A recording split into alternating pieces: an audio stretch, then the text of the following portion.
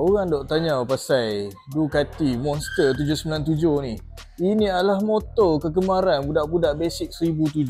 Sebab apa pekat macam ni? Sebab dekat DM aku penuh dengan, bang, basic 1007 boleh full on tak Ducati bang? Bang, basic 1007 boleh full on tak Ducati bang?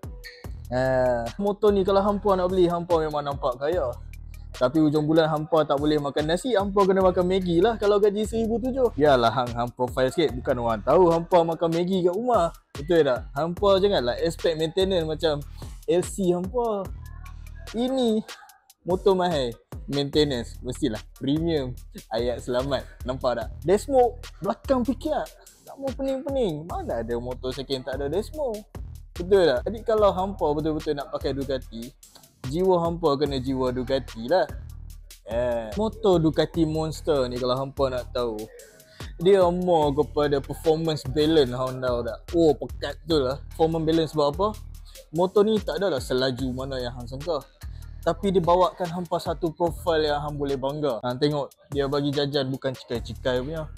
Brembo ABS depan belakang, upside down fork lagi, LED full depan belakang, adjustable.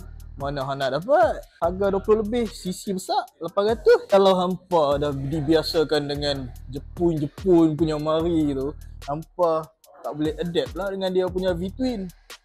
V-twin dia 2 silinder tapi besar lah, exhaust siap pasang. Mana hampa nak dapat? Betul tak? Color ni kalau hampa nak dapat susah. Biasa hampa tengok Ducati merah, Ducati putih, lain macam. Jadi dengan harga 27,800, hampa rasa tak berbaloi ke? Berbaloi mat. Berbaloi high profile. Ingat gang, Maggi hujung bulan tak ada siapa tahu.